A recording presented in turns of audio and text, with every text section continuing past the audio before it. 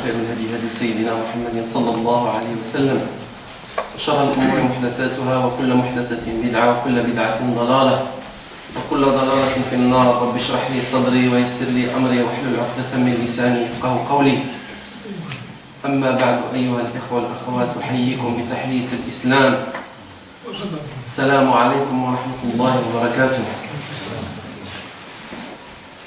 لقاؤنا إن شاء الله تعالى هذه المرة هذه ثاني مرة آتي لهذا المسجد. C'est la deuxième fois que je viens à cette mosquée. Je tiens dans un premier temps à vous saluer avec le salut de l'islam. Assalamu alaikum wa rahmatullahi wa barakatuh. Donc le sujet qui m'a été demandé de traiter, c'est la jeunesse musulmane, ou plutôt le rôle de la jeunesse musulmane dans cette société. Donc الموضوع اللي كان تطلبوا من الإخوة أنني أناقشه معكم إن شاء الله تعالى هو دور الشباب المسلم في هذا البلد أو في هذا المجتمع. ولكن قبل أن نتكلم عن دور هذا الشاب يجب أن نعرف هذا الشاب. Avant de commencer à parler du rôle de ce jeune musulman, il faut d'abord qu'on commence à parler de ce jeune. Qui c'est ce jeune? Donc, comme on le sait, من المعلوم أن الشباب هو عماد هذه الأمة. On le sait, comme tout le monde le sait, que les jeunes ou la jeunesse, c'est les piliers de la communauté, même de la nation. Donc ça, c'est quelque chose de très très important. Et si on soigne bien les piliers d'un bâti, on soigne le bâti. Et si on ne soigne pas les piliers de ce bâti-là, malheureusement, le bâti risque de nous tomber sur la tête. الشباب هما عماد هذا المجتمع وإماد هذا الأمة. هذا الشباب اللي حرصنا عليه بحال الأعمدة. هذا الأعمدة اللي كنشوفوا نتاع هذا البناء، إذا كانت هذه الأعمدة مبنية على أساس، المسجد راه يكون واقف على أساس. إذا كانت هذه الأعمدة مغشوشة شي نهار كل شيء طيح لنا على الرأس. كاين هذا الشيء ولا لا؟ فكذلك الشباب أيها الإخوة الكرام، إحنا الحمد لله الناس الكبار اللي جاوا لهذا البلد كانوا جاوا بنية أنهم يخدموا عام عامين 3 سنين ويخدموا شوية ويديو شوية فلوس ويروحوا لبلادهم. لكن الله عز وجل أراد شيء آخر. قال لهم غتبقاو هنا وغادي تبنيو مساجد وغادي تنشر دعوة الله سبحانه وتعالى في هذا البلد. Donc nos parents, quand ils sont venus pour la première fois ici en France, donc c'était dans l'idée de travailler 1 an, 2 ans, 3 ans, après ramasser un peu d'argent, repartir chez eux pour faire un petit projet. Sauf qu'Allah Azza wa Jalla a voulu à ce que les choses soient autrement. La preuve, ils sont toujours là, mais, alhamdoulilah, il y a des mosquées un peu partout dans la France. Donc c'est ça la volonté d'Allah subhanahu wa ta'ala. Maintenant, ces parents, comme on appelle entre parenthèses, ces vieux, ils vont partir un jour, on va pas tous partir. Et ces mosquées-là, ils vont les laisser à qui? Ces lieux de culte, ils vont les laisser à qui? الناس الكبار كل شيء غادي، كل شيء رايح.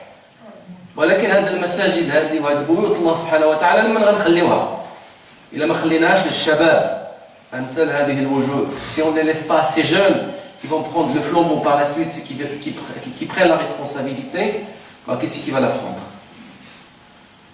C'est pour cela que je dis que la jeunesse, c'est quelque chose de très important. Et d'ailleurs, à l'époque du prophète sallallahu alayhi wa sallam, au début de sa da'wa, donc il s'est appuyé sur que des jeunes, beaucoup de jeunes. Et parmi ces jeunes-là, il y avait son cousin Ali ibn Abi Talib radiyallahu anhu, très jeune. Dans des combats, on a vu des jeunes de l'âge de 16, 17, 18 ans qui essayaient de participer avec le prophète sallallahu alayhi wa sallam dans Ghazwat Badr, dans Ghazwat Uhud. Donc ils se cachaient, ils essayaient de marcher sur les pointes pour essayer de montrer qu'ils sont grands, pour qu'ils puissent les accepter dans les rangs des soldats. Voyez, ils cherchaient à aider le prophète sallallahu alayhi wa sallam pour transmettre ce message. Moi je dis aujourd'hui aux jeunes, des musulmans, les jeunes musulmans, قلها بكل صراحة لكل شاب مسلم وكذلك لغير الشباب. نحن أمة الإسلام، نحن أمة نختلف عن سائر الأمم. هذه قاعدة لابد أن على كل واحد يرسخها في دماغه. Nous, les musulmans, on est une communauté différente des autres communautés. Pourquoi? Pour la simple et unique raison, c'est qu'on a reçu un message, et ce message-là, il est toujours là, il a été transmis au prophète sallallahu alayhi wa sallam, qui l'a transmis à ses amis, à ses compagnons, qui l'ont transmis à nous. Donc le message, il est là. Donc on est porteur d'un message. نحن أمة نحمل رسالة رسول الله صلى الله عليه وسلم بين أيدينا وصلها لنا عن طريق أصحابه وعن طريق وهي الآن بين أيدينا وكل واحد مسؤول عليها غدا يوم القيامة. Et chacun de nous est interrogé sur ce message. Qu'est-ce qu'il a fait pour transmettre ce message? Donc vous voyez que vous les jeunes, vous avez une responsabilité très très importante. Parce que là, ce message, que vous le vouliez ou pas, vous devriez le transmettre. On est différents des autres. On est une communauté ici, surtout dans ce bas monde, surtout dans cette époque-là, surtout dans ce pays-là, où les injustices règnent, la turpitude, on voit le monde comment il est géré, un désordre total. Le monde, c'est comme une jungle. Le monde dont on vit actuellement, c'est comme si on est dans une jungle, une forêt, en plein milieu de la nuit. Dans une nuit, il n'y a pas de lune, c'est sombre, on ne voit rien du tout. Et à un certain moment, on va voir une personne passer avec une torche ou avec une lumière. Qu'est-ce qu'on va faire? Est-ce qu'on va le suivre tous ou non? On va tous le suivre. Vous devriez le savoir, vous, les jeunes musulmans, tous les musulmans, d'ailleurs, vous êtes cette torche-là, cette lumière pour l'humanité entière. Donc il faut le savoir, on doit être à la hauteur de cette responsabilité. On ne peut pas fuir cette responsabilité. Si vraiment on se prétend musulman, on dit qu'on est des musulmans, ben un musulman, ben il doit transmettre son message. Le message, il est là. Le prophète sallallahu alayhi wa sallam, il est mort. Il a fait ce qu'il avait à faire, il l'a fait, alhamdoulilah, on est tous témoins, il nous a transmis son message, mais le message, il est là. Est-ce qu'il va s'arrêter là? Non.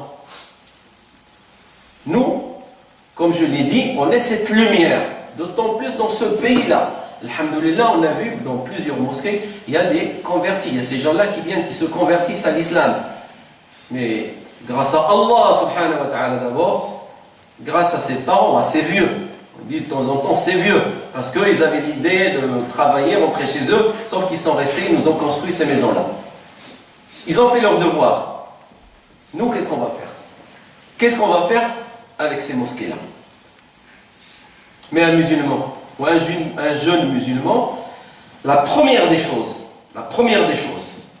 qu'il doit savoir, c'est que le jeune, il est entre deux âges de faiblesse. Entre l'âge de la jeunesse, enfin pas la jeunesse, de l'enfance. Un enfant, il est faible. Et la vieillesse. Mais le jeune, c'est quoi? On le désigne par cette force qu'il a en lui, cette énergie qu'il a en lui. Donc c'est pour cela que cette période-là, elle est propice, elle est très importante. Et cet âge-là,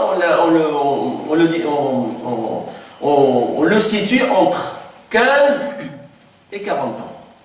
15 ans et 40 ans. À partir de 15 ans, on commence à mûrir, on commence à apprendre.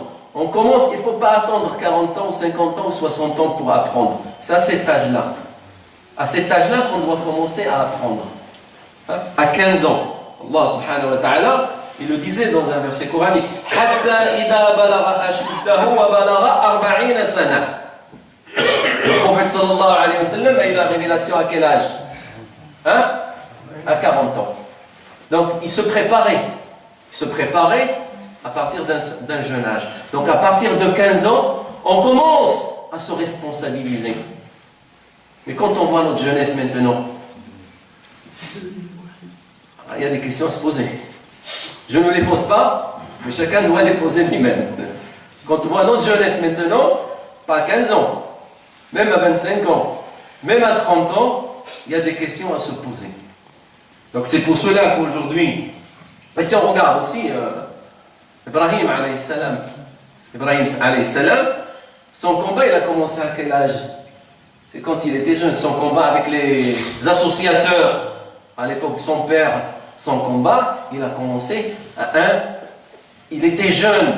Et Allah subhanahu wa ta'ala nous le décrit dans un verset coranique. Il dit قالوا سمعنا. Quand il parlait, les gens, quand ils sont venus, ils ont trouvé les statues cassées. Qui les a cassées? C'est Ibrahim. Et là, ils ont commencé à parler. Ils ont dit, on a entendu.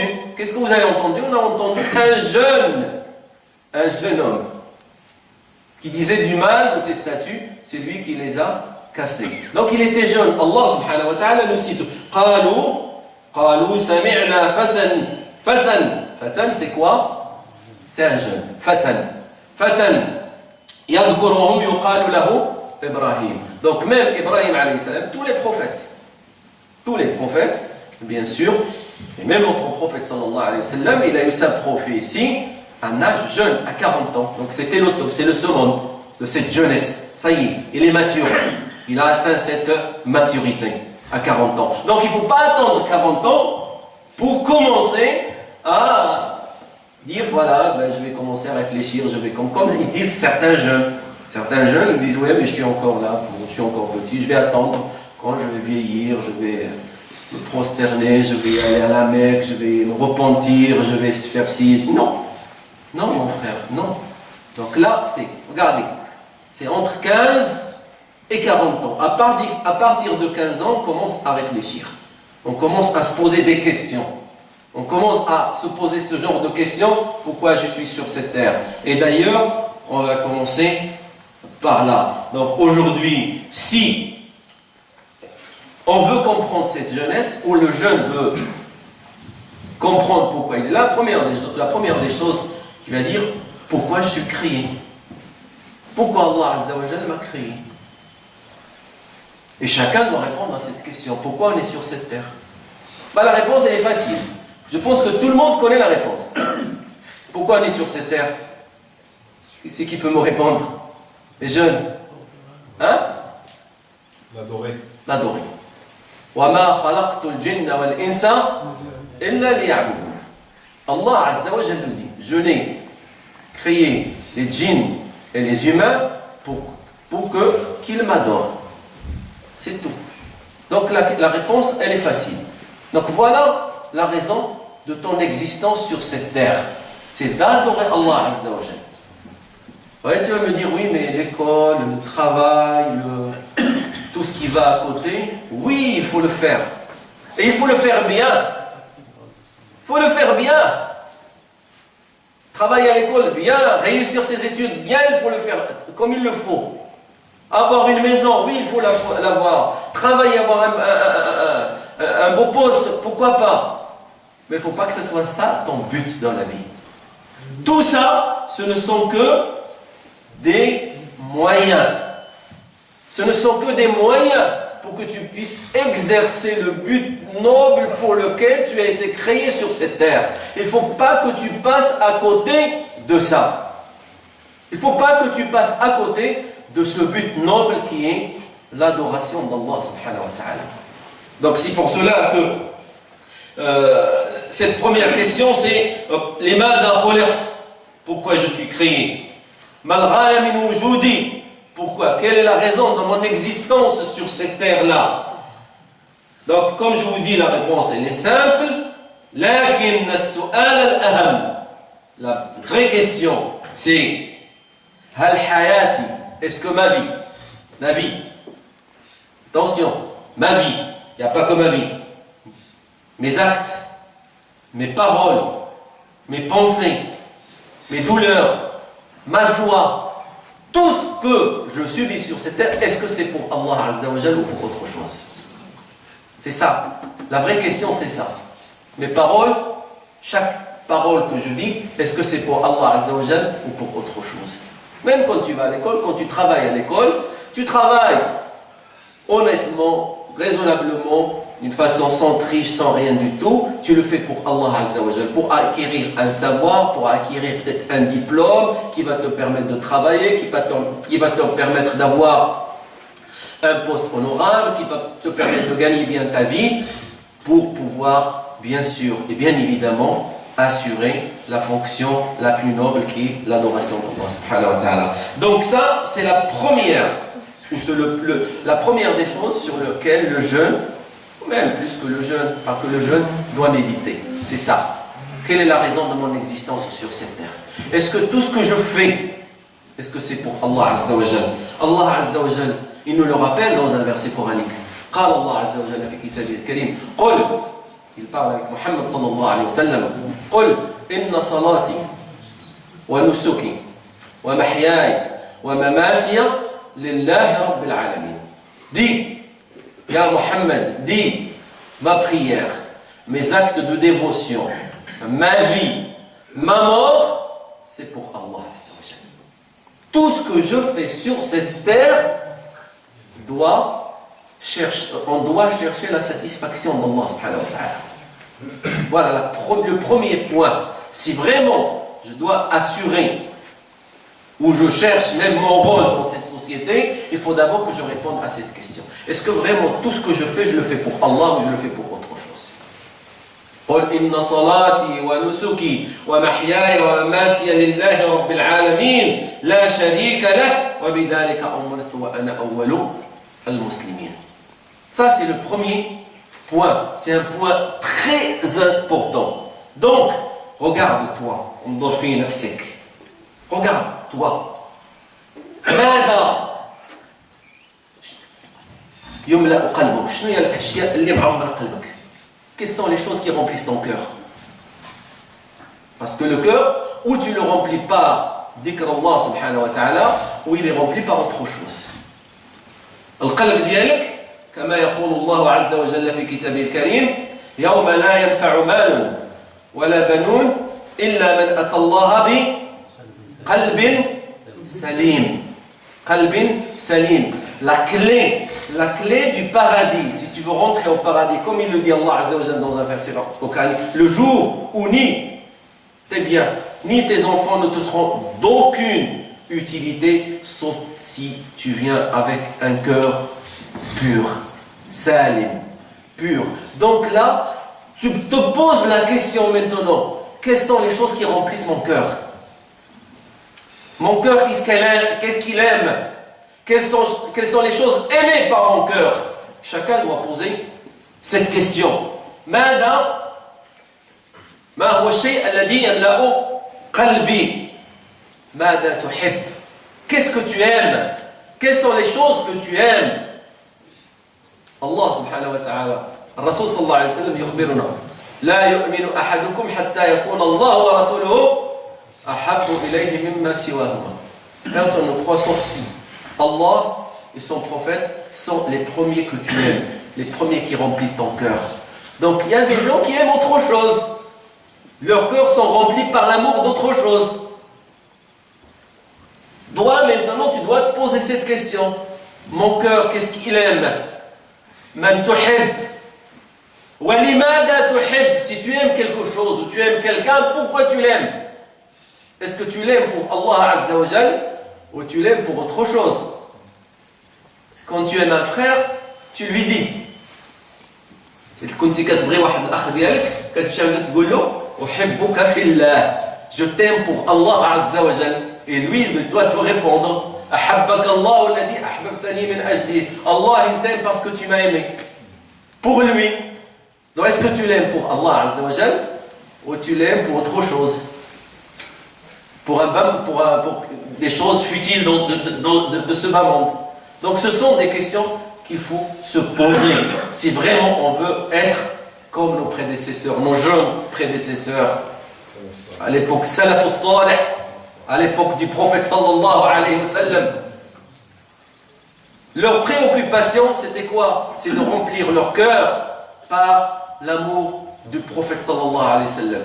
Un des serviteurs du prophète sallallahu alayhi wa sallam était avec lui, il dit, viens, demande-moi quelque chose. Demande. Il lui a dit, je ne veux une chose, c'est d'être à tes côtés demain devant Allah subhanahu wa ta'ala au paradis. Va demander à un jeune maintenant. Demande, qu'est-ce que tu veux? Ferrari. Qu'est-ce que tu veux? Une maison. Qu'est-ce que tu veux? Ça, si. La PlayStation. Là, ici. Ainsi. Et lui, il dit non. Je veux être. Et c'est un jeune qui, avec quel âge? 13 ou 14 ans. 13 ou 14 ans. Il a dit, qu'est-ce que tu veux? Demande de moi quelque chose. Je veux être à tes côtés demain devant Allah subhanahu wa ta'ala. Demain au paradis, incha'Allah ta'ala. Voilà les choses que nous aussi on doit. Ce sont des choses qu'on doit méditer. Et donc voilà, pourquoi tu aimes? لماذا تحب؟ متى تفرح وتصر؟ Quand tu es heureux ou tu es malheureux. Pourquoi tu es heureux? Pourquoi tu es malheureux? Est-ce que tu es heureux parce que tu as gagné au loto? Tu as gagné une somme d'argent? Tu as gagné ci? Tu es malheureux parce que tu as fait... Non.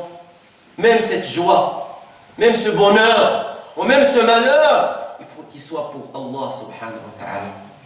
Il faut qu'il soit pour Allah subhanahu wa ta'ala. Ça ne va pas dire qu'on ne va pas être malheureux. On va pas être... Il y a des choses qui nous arrivent, qui nous rendent malheureux, hein? Pas joyeux, tristes. Le prophète sallallahu alayhi wa sallam, quand il a perdu son enfant, on le voyait qui était triste. On voyait des larmes qui coulaient sur son visage. Ils lui ont dit, Ya Rasulallah, كيف؟ القلب يحزن والعين تدمع والقلب يحزن ولا نقول إلا ما يرضي Allah subhanahu wa ta'ala. Le cœur est triste, les larmes coulent, mais on ne dit ces paroles, tout ce qu'il dit, on dit des paroles qui font satisfaction à Allah subhanahu wa ta'ala. On fait attention à nos paroles. Vous voyez, même pendant sa tristesse, quand il a perdu son enfant, il était accroché à Allah subhanahu wa ta'ala. Il avait peur de dire des choses qui risquent de ne pas faire plaire à Allah subhanahu wa ta'ala, qui ne risquent de ne pas plaire à Allah subhanahu wa ta'ala. Oui. Donc, deuxième point, et c'est un point très important, surtout dans ce pays-là. Comme on dit, dis-moi tes amis, je te dis qui tu es. Ta fréquentation. Ta fréquentation, mon frère. As-sohba.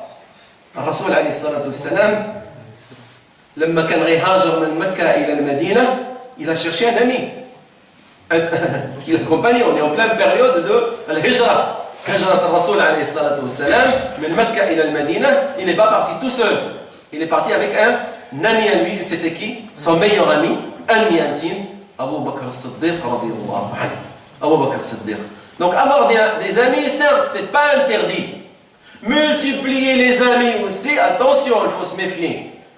Mais il faut se méfier de la mauvaise fréquentation. Donc ça, c'est un point très important, mon frère et ma soeur. D'autant plus qu'on est dans un pays de tentation. On est dans un pays où la perversité, où le péché, on le voit matin et soir devant nous, dans les supermarchés, dans la télé, partout, à l'école, dans les lycées, dans les universités.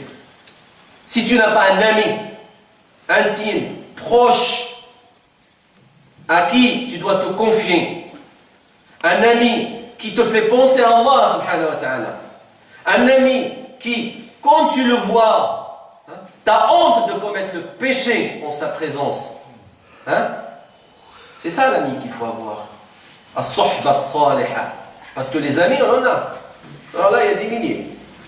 L'ami qui va te dire, viens mon frère, là, on va partir, il y a une petite soirée à droite, à gauche.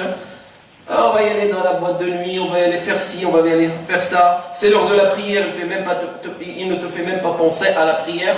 Ça, moi je te dis, débarrasse-toi de lui et très très vite. Très très vite. Allah subhanahu wa ta'ala, il y avait une histoire.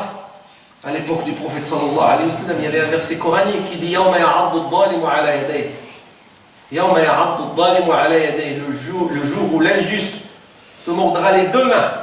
Quand quelqu'un a perdu quelque chose, imaginons quelqu'un qui jouait au tiercé, il lui manquait ça au loto, il lui manquait un numéro, il avait les 5 ou 6 numéros, il lui manquait un. Qu'est-ce qu'il va faire? On va mordre les mains. Oh là là, il me manquait un, il commence à s'énerver. L'injuste, devant Allah Azza wa Jal, يَوْمَ يَعَضُّ الظَّالِمُ عَلَى يَدَيْهِ le jour où l'injuste se mordra les deux mains. Hein? Hélas pour moi, pourquoi je n'ai pas suivi le prophète sallallahu alayhi wa sallam? Malheur à moi, pourquoi j'ai suivi un tel? Pourquoi j'ai suivi un tel? Ce jour-là, ce sera trop tard. يَوْمَ يَعَضُّ الظَّالِمُ عَلَى يَدَيْهِ يَقُولُ يَا لَيْتَنِي اتَّخَذْتُ مَعَ الرَّسُولِ سَبِيلًا يَا وَيْلَتَى لَيْتَنِي لَمْ أَتَّخِذْ فُلَانًا خَلِيلًا. Ce verset coranique, a une raison de révélation. La raison de la révélation de ce verset, c'est qu'à l'époque du prophète sallallahu alayhi wa sallam, il avait un voisin à lui, il a invité chez lui, le prophète il a invité ce monsieur, il dit viens manger avec... non, le monsieur il a invité le prophète, pardon. Le prophète sallallahu alayhi wa sallam il dit je viens à condition que tu dis la ilaha illallah Muhammadur Rasulullah, que tu te convertisses. Il dit oui je vais me convertir. Il s'est converti, il est parti le voir. Sauf que ce monsieur il avait des amis de malheur, comme on dit. Des amis de malheur, quand ils ont su que ce monsieur-là, il s'est converti à l'islam, ils m'ont dit non, c'est pas normal. Non, tu reviens sur l'islam. Ils ont commencé à l'influencer. Il a dit ça y est, je reviens de l'islam. Il a abandonné cette conversion. Et le monsieur a dit si vraiment tu veux me montrer que tu es revenu de l'islam, il faut que tu partes et tu craches sur le visage du prophète sallallahu alayhi wa sallam. Il est parti, il a craché sur le visage du prophète sallallahu alayhi wa sallam. Alors que, avant, il s'est converti à l'islam. C'est pour cela qu'Allah azza wa jalla dit Yawma ya'addu ad-dhalimu ala yadayhi, le jour où l'injuste se mordra les deux mains. Yaqulu ya laytani ittakhadtu ma'a rasuli sabila. Si seulement j'ai suivi le prophète. Ya waylata, hélas pour moi, malheur à moi, si je n'ai pas suivi un tel après que le rappel m'est venu. جاء le rappel, جاء أمر الله سبحانه وتعالى, جاء أمر الرسول عليه الصلاة والسلام وتخلى عليه. Donc c'est pour cela que ça c'est très important aussi, surtout au niveau de la jeunesse, où la tentation maintenant elle est terrible. Donc méfiez-vous. L'ami intime, l'ami que tu vas avoir, c'est l'ami quand tu le vois, il te rappelle Allah subhanahu wa ta'ala. Il te rappelle la mosquée. Il te dit viens, on va y aller à la prière. L'ami, c'est celui que tu vois en sa présence, tu as honte de commettre le péché. L'ami, c'est ça, c'est un miroir pour toi. Quand tu le vois et quand il te voit, il te renvoie tes erreurs. Il te dit mon frère, attention, et tu les acceptes. C'est ça l'ami que tu vas avoir. C'est pas celui qui va te dire viens, on va faire ci, viens, on va courir derrière les filles, viens, on va faire ça à droite, à gauche. Non. Donc ça, c'est très important. Deuxième point, une fois qu'on a répondu à cette question, deuxième point, il faut choisir ses amis. Il faut choisir ses amis. Sinon, là on va à la dérive. Là on a vu des jeunes qui sont revenus vers Allah Azza wa Jal. Après une mauvaise fréquentation, ils sont partis wal'iyadu billah, à commettre des péchés. Allahumma najjina wa najji abna'ana ya arhamar rahimin. Donc ça, c'est le deuxième point. Le troisième point, al-i'tizaz bid-din wa shakhsiyya. C'est d'être fier, c'est cette fierté d'appartenir à cette religion. Il faut avoir une forte personnalité en tant que musulman. Malheureusement, nous, on pratique notre islam, mais on essaye parfois de brader cet islam, cette religion, on la brade par peur ou je ne sais pas quoi. Là, il faut être fier, parce que tu es un des héritiers du prophète sallallahu alayhi wa sallam, tu portes un message pour l'humanité, un message qui est la parole d'Allah subhanahu wa ta'ala, la parole du prophète sallallahu alayhi wa sallam. Donc il faut être fier d'appartenir à cette religion. L'a'tizaz bi dinika wa shakhsiyatik. Comme j'ai dit, il y en a malheureusement qui bradent cette religion. Ah, je ne fais pas ça, je ne fais pas ci, parce que ça, non. حتى في حديث الرسول عليه الصلاة والسلام يقول قال لا تتبعن سنن من كان قبلكم. Vous allez suivre les traditions de ceux qui étaient avant vous. Là, le prophète sallallahu alayhi wa sallam parlait des juifs et des chrétiens. Vous allez suivre les traditions de ces gens qui étaient avant vous. Hein? Vous allez suivre, je vais le dire en arabe, la tattabi'unna sunana man kana qablakum shibran shibran wa dira'an dira'an hatta law dakhalu juhra dubbin la dakhaltum ma'ahum.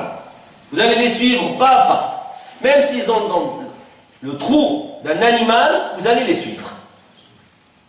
Subhanallah. C'est ce qu'on voit maintenant. Il y a des jeunes qui sont en train de suivre ces traditions. Ils sont en train de courir. Derrière, c'est la mode. Derrière, non. اعتز بدينك دينك Alors, c'est un trésor pour toi. C'est un trésor. Si tu n'es pas fier de ta religion, de quoi tu vas être fier? D'appartenir à une tribu? D'appartenir à un peuple? D'appartenir... Non, ça ne sert à rien. Mais par contre, avec cette religion, tu peux être fier. Si tu appartiens à cette religion. Bien sûr, et si tu la pratiques. Quand on voit, malheureusement, des jeunes qui prennent comme modèle, au lieu d'aller prendre comme modèle ces jeunes compagnons du prophète sallallahu alayhi wa sallam, tels que Ali ibn Abi Talib. Vous le savez, le jour de l'Hijra, Ali ibn Abi Talib, qu'est-ce qu'il a fait? Il est dormi dans le lit du prophète sallallahu alayhi wa sallam. Il voulait sacrifier sa vie pour que celle du prophète sallallahu alayhi wa sallam soit épargnée. Il restait dans le lit du prophète, alors que les mécréants, ils étaient dehors, en train de l'attendre et venir le poignarder d'un seul coup. Il a risqué sa vie. Regardez. Nous, qu'est-ce qu'on fait? Qu'est-ce qu'on prend comme modèle?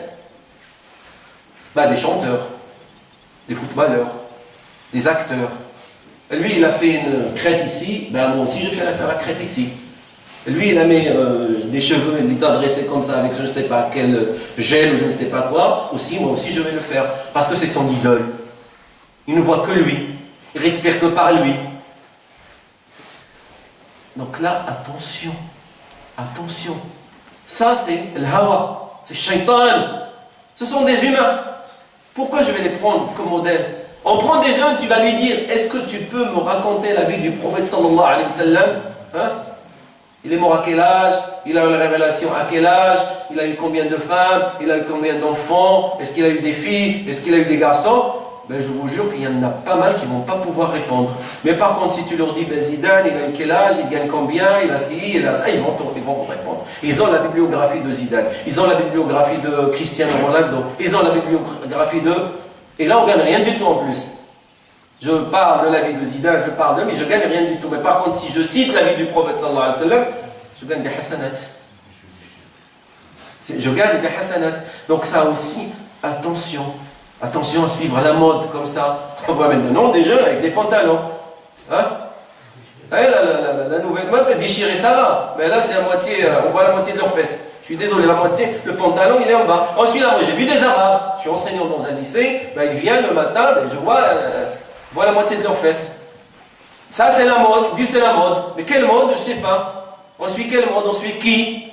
Pourquoi? À tel point, regardez, à tel point, je veux montrer la moitié de mes fesses. C'est quoi? Est-ce que c'est pas une honte? C'est ça le problème. Et c'est des Arabes, c'est des musulmans. Donc c'est pour cela que je dis attention, sois fier de ta religion. Accroche-toi à cette religion. Wallah, c'est celle qui va te sauver. نحن قوم كما قال عمر بن الخطاب رضي الله عنه نحن قوم أعزنا الله بالإسلام. Notre fierté est dans notre religion. Mais si on cherche cette fierté ailleurs, on va être perdant. On va être perdant. On va perdre. نحن قوم أعزنا الله بالإسلام. فإن ابتغينا العزة بغير الإسلام أذلنا الله.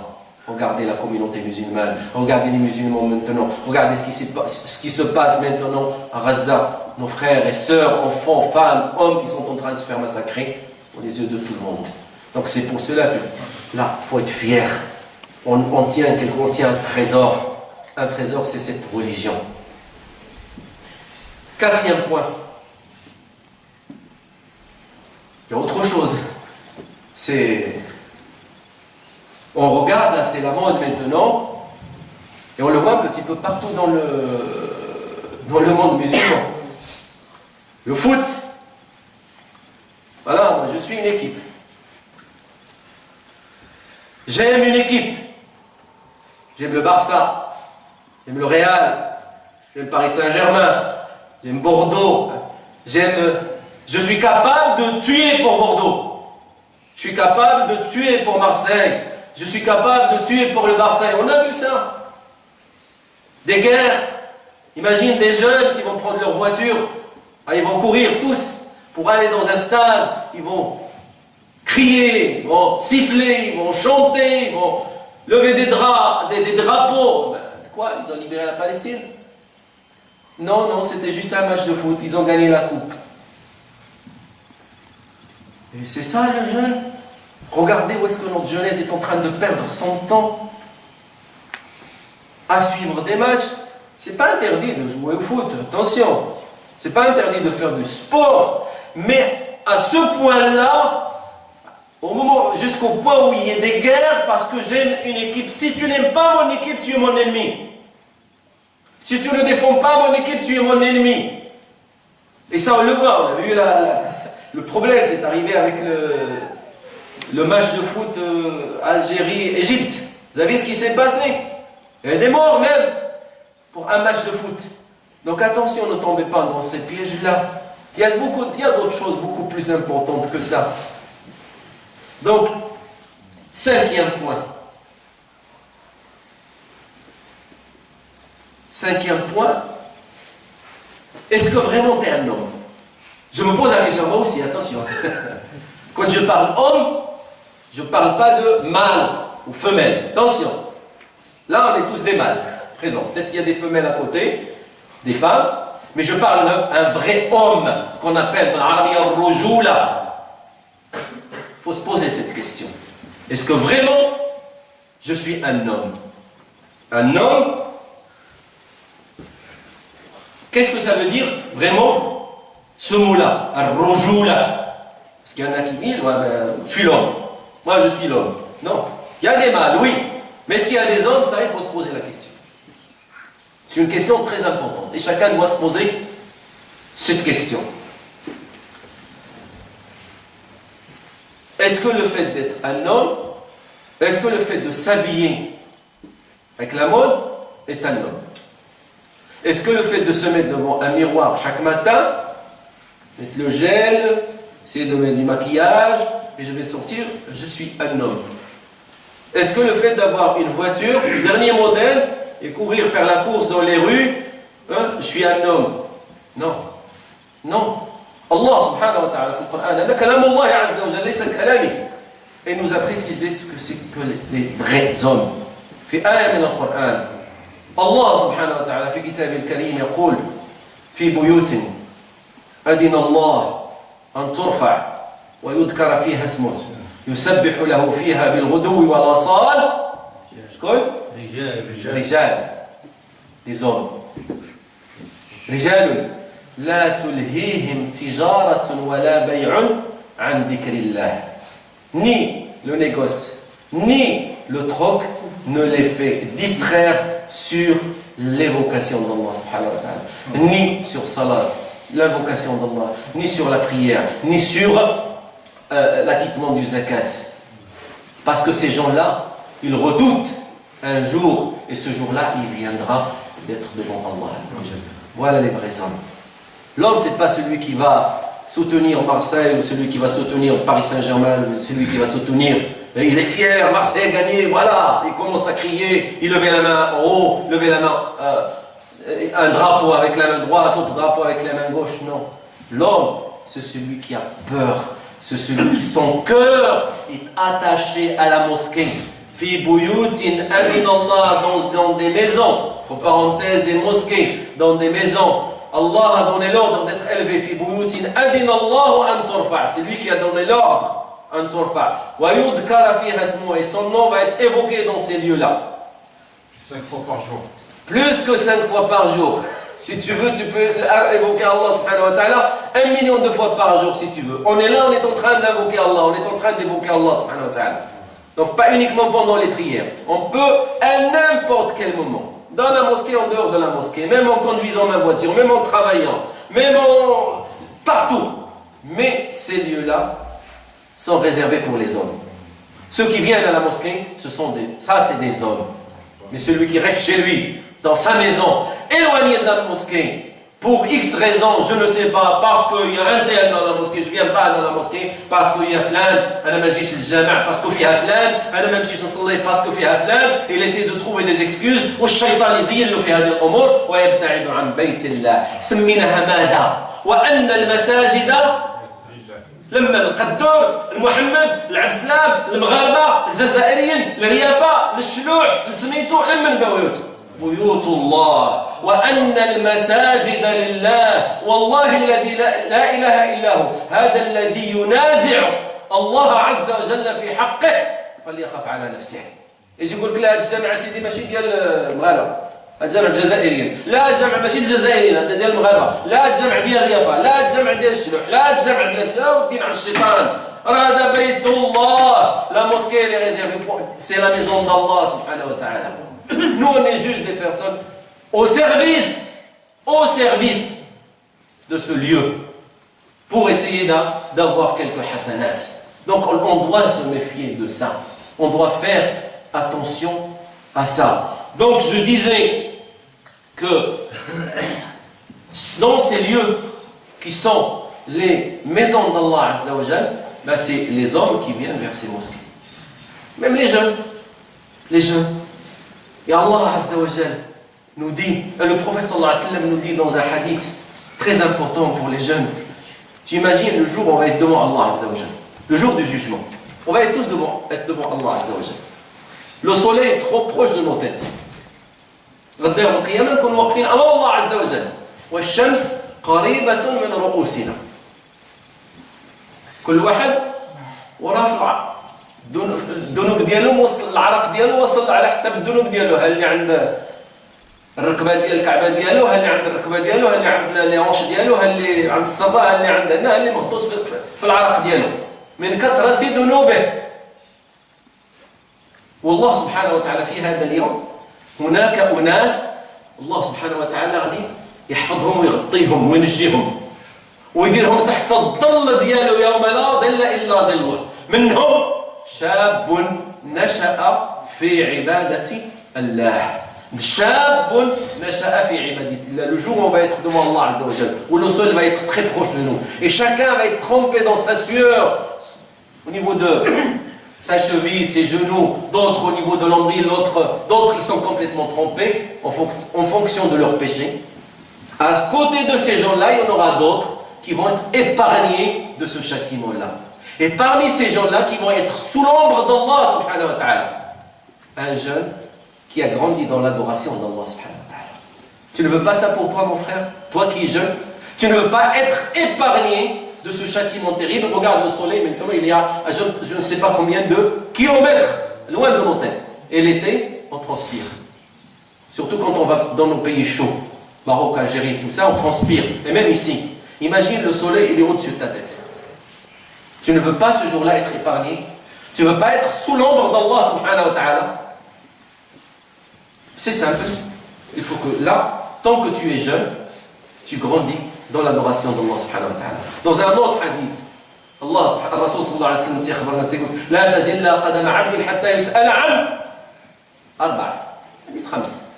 من الأشياء اللي تسأل عنها شبابك فيما أفنيته. الشباب ديالك. Le jour du jugement, tu ne bougeras pas d'un pas avant qu'Allah Azza wa Jal va t'interroger sur certaines choses. Parmi ces choses-là, ta jeunesse, tu l'as passée où? Qu'est-ce que tu as fait avec ta jeunesse?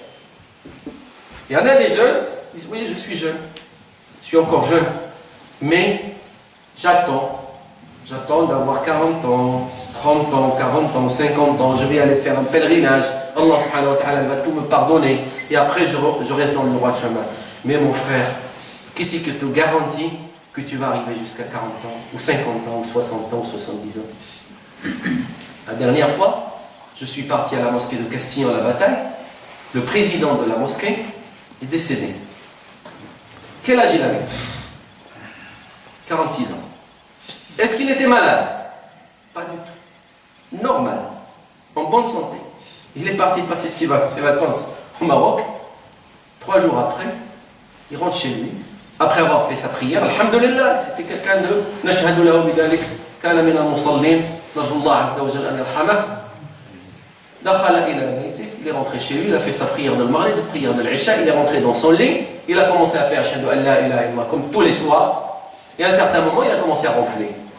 Mais sa femme, il croyait qu'il ronflait parce que c'était une personne qui ronflait tous les soirs. Et sa femme lui disait arrête de ronfler. Ben, c'est lui, il était en train de mourir. Juste après, il est décédé. 46 ans. Il n'était pas malade. 46 ans, il n'était pas malade. On a rien qu'un jeune de 26 ans. Il n'était pas malade. Rupture d'anévrisme. À 26 ans. Je ne vous dis pas ça pour vous faire peur. Loin de là. La mort, Il ne faut pas avoir peur de la mort. Elle va venir un jour ou l'autre. Elle va venir. Elle va venir. Mais qu'est-ce qu'on va préparer? Qu'est-ce que vous avez préparé après la mort? Qu'est-ce que vous avez préparé après la mort? Donc c'est pour cela que je vous dis.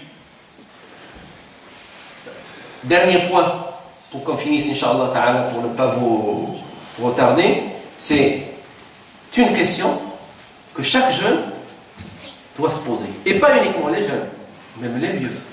Est-ce que tu es satisfait de toi, de ce que tu fais? Est-ce que tu es satisfait de toi par rapport, bien sûr, aux ordres d'Allah subhanahu wa ta'ala et de ce que le prophète sallallahu alayhi wa sallam t'a demandé de faire? Et chacun doit répondre à cette question. Moi, je ne peux pas répondre à ta place. Tu te connais bien. سؤال هو هل أنت راض عن نفسك؟ لنفرض أن ملك الموت الآن جاء وأخذك. هل أنت مستعد للقاء الله عز وجل؟ واش مستعد للقاء الله عز وجل الآن أو لا؟ هل أنت راض عن نفسك؟ عن واقعك؟ Ta situation. Est-ce que tu es satisfait de tes relations? Les relations que tu es en train de faire dans ce bas monde. Il y a des relations qui sont licites, il y a d'autres qui ne le sont pas. Des relations illicites. هل أنت راض عن علاقتك؟ هل أنت راض عن علاقتك بربك؟ Est-ce que tu es satisfait de ta relation avec Allah subhanahu wa ta'ala? علاقتك مع الله سبحانه وتعالى. Deux choses. شيئان يدخلانك الجنة. مفتاحين. Deux clés. C'est comme si tu as la porte du paradis, tu as deux cadenas. Il faut que tu arrives avec deux clés. Si tu n'as pas les deux clés, si tu en as qu'une, tu ne rentres pas. Tu vas ouvrir une cadenas, mais l'autre elle reste fermée. Tu ne rentres pas. La première, c'est ta relation avec Allah subhanahu wa ta'ala.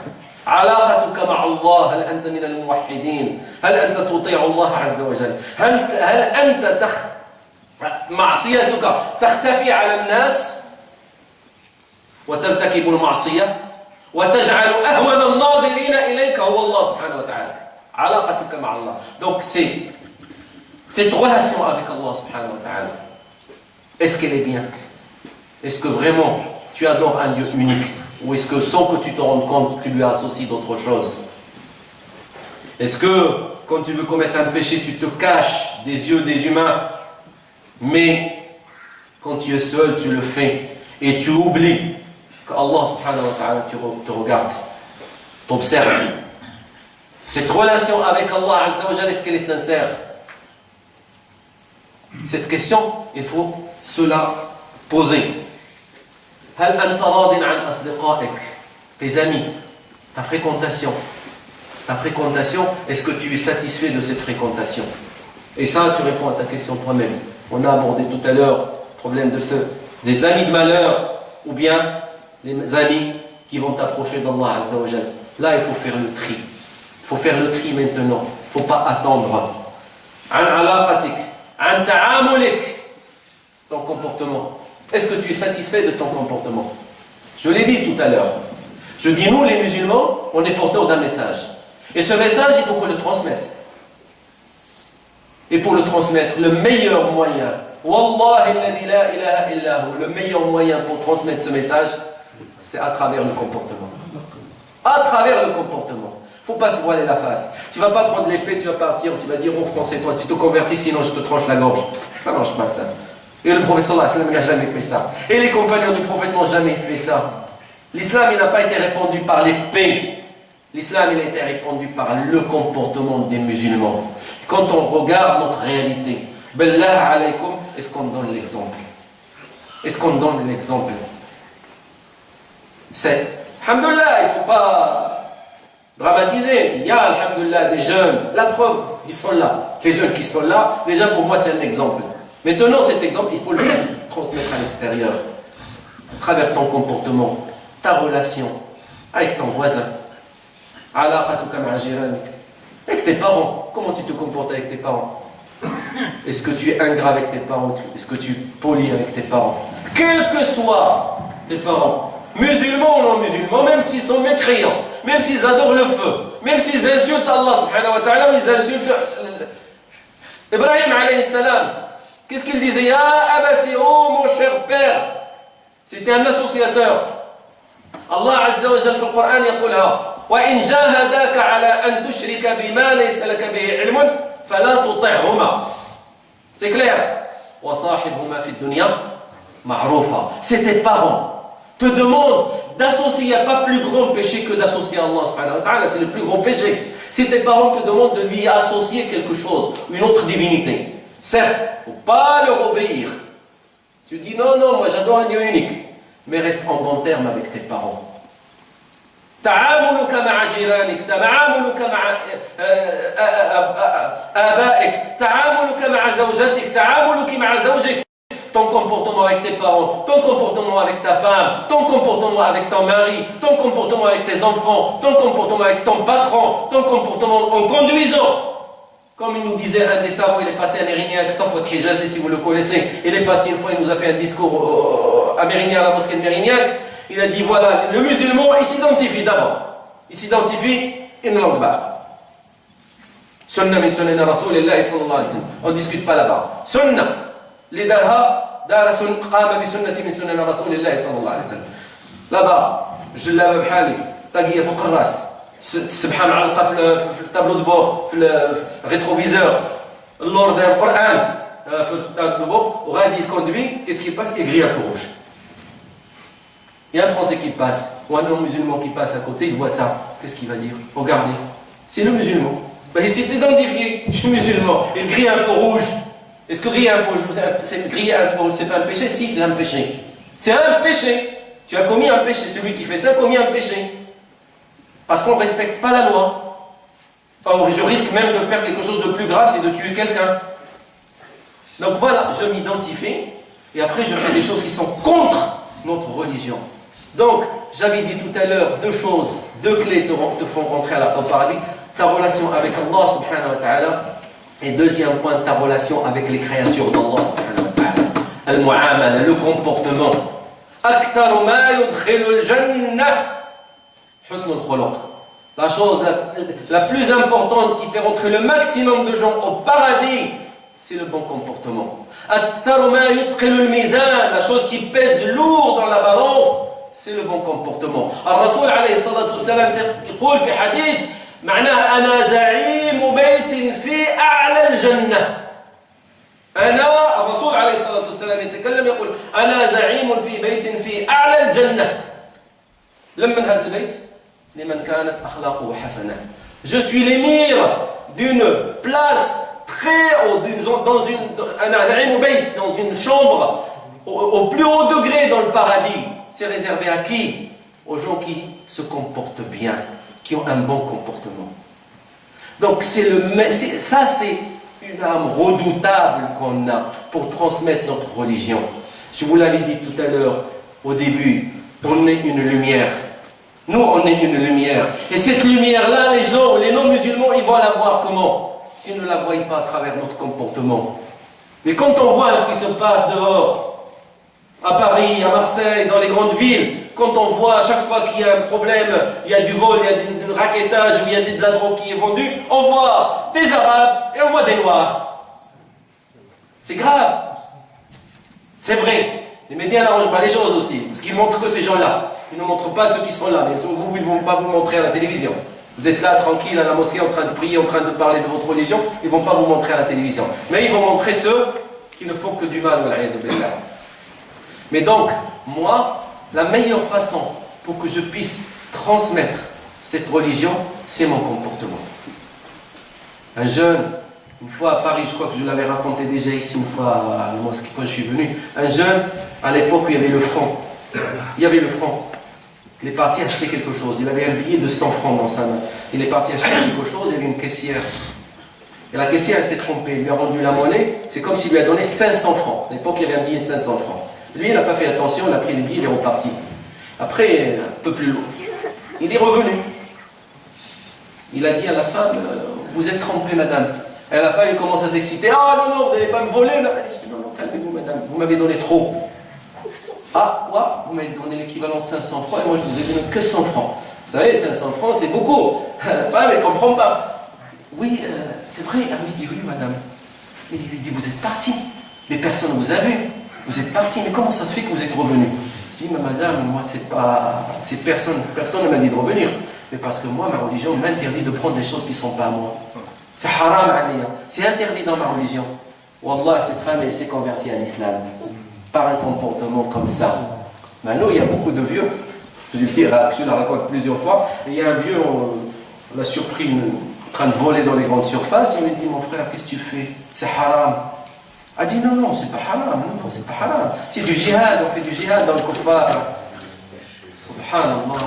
Quelle honte. Il va voler au nom de jihad. Il dit, il fait du jihad dans le kuffar. Non, non. Donc on doit se méfier. Donc c'est le bon comportement. Ce sont ces deux choses. Alaqatuka ma'Allah, ta relation avec Allah subhanahu wa ta'ala, il faut la parfaire. Il faut la parfaire. Et alaqatuka ma'ibadillah. Toi en tant que jeune, tu as beaucoup de fréquentation. Tu fréquentes, tu sors, tu es à l'école, tu es au travail, tu es toujours dehors. Donc tu dois être beaucoup plus productif pour cette communauté musulmane. Tu dois donner l'exemple. Tu dois toujours être cette lumière qui va illuminer les cœurs de ces gens-là qui sont complètement perdus. Quand ils te voient, oh, Masha'Allah, il est adorable, il est gentil, il est doux, il parle. Mais nous, subhanallah, on a fabriqué un langage. Nos jeunes, maintenant, ils ont fabriqué un langage à eux. Tu le vois de loin, tu l'entends, tu sais que c'est un arabe. Tu le mets même dans une montagne très haut. Dès qu'il commence à parler, tu sais que c'est un arabe. Ils ont fabriqué un langage bizarre. Alors que non, on a notre langage. Non, la langue arabe. Si on ne peut pas maîtriser cette langue arabe, je parle la langue française couramment, la langue de Molière. Pourquoi je vais fabriquer un langage bizarre? Donc, et l'autre chose, la chose la plus importante. Donc, je disais, alaqatuka ma'Allah. Et question, est-ce que tu trouves, chacun doit se poser cette question, est-ce que tu es tranquille? Est-ce que tu trouves, en vivant comme ça, maintenant, est-ce que tu trouves la tranquillité et la paix? La paix, la tranquillité et la paix. La tranquillité et la paix, tu vas la chercher où? Tu vas la trouver où? Est-ce que le fait d'avoir une voiture, d'avoir un boulot, d'avoir une maison, d'avoir une télé, d'avoir PlayStation, d'avoir tout ça, tu vas avoir tout ça et ça y est, tu crois que tu vas être heureux, tu vas être... Non, pas du tout. Parce qu'il y en a des gens, et on connaît pas mal de gens qui étaient très très riches, qui avaient beaucoup d'argent, et qu'est-ce qu'ils ont fini? Ils ont fini par se suicider. Parce que l'argent ne fait pas le bonheur. C'est vrai, il aide, mais c'est pas l'argent qui fait le bonheur. C'est pour cela qu'il faut chercher cette paix et cette tranquillité ailleurs. Allah subhanahu wa ta'ala qui dit dans le Coran وَمَنْ أَعْرَضَ عَنْ ذِكْرِي, celui qui s'éloigne de mon rappel, وَمَنْ أَعْرَضَ عَنْ ذِكْرِي فَإِنَّ لَهُ مَعِيشَةً danka, ça veut dire quoi? Une vie pleine de gêne. Celui qui s'éloigne du rappel d'Allah Azza wa Jal, sa vie va être pleine de gêne. Tu veux trouver la tranquillité, la paix? Il faut que tu revoies cette relation avec ton Seigneur, avec Allah subhanahu wa ta'ala. La question que je te pose avant de finir, Inch'Allah ta'ala, comment tu veux finir? Parce que tu ne sais pas quand est-ce que tu vas mourir. Tu ne sais pas quel jour. L'ange de la mort ne te donne pas un rendez-vous. Il ne va pas te donner un rendez-vous. Il va te surprendre un jour. Sauf que il risque de te surprendre en train de prier. Ou en train de lire le Coran. Ou en train de dormir. Ou malheureusement, il risque de te trouver en train de danser. Te surprendre en train de danser. En train de parler avec une fille au téléphone. Le haram. En train de regarder la petite fenêtre, là, Internet. Le soir, quand on dort, quand les parents dorment, ils éteignent la lumière et tu fermes ta chambre et tu commences à regarder Internet. Et là, tu te laisses aller. Il y avait un jeune, le Cheikh Al-Kabir, Mohamed Hassan, on l'a appelé une fois pour venir vite. Et quand il est venu, il y a un jeune qui est décédé, ils sont arrivés, ils l'ont trouvé entièrement nu. Entièrement nu. en train de regarder un film, Sharafallahu qadrakum, pornographique. Il est décédé sur place, comme ça. Est-ce que tu veux mourir comme ça? Qui c'est qui veut ça? Qui c'est qui veut une mort comme ça? C'est pour cela que je vous dis, attention. La mort, c'est vrai qu'il faut la voir constamment en esprit. Il ne faut pas l'oublier. Rasoul alayhi salatu wassalam, c'est-à-dire qu'on a fait le hadith, Udkuru hadi al-laddat. Il faut toujours penser régulièrement à la mort. Parce qu'un jour, elle va nous surprendre. Et j'implore Allah Azza wa Jal, parce qu'on meurt et Allah Azza wa Jal est satisfait de nous. Donc c'est ça. Si vraiment tu veux accomplir ton rôle, ton vrai rôle dans cette société, il faut passer par ces étapes-là. Si tu ne fais pas ces étapes-là, mon frère, ma soeur, tu risques d'être perdu.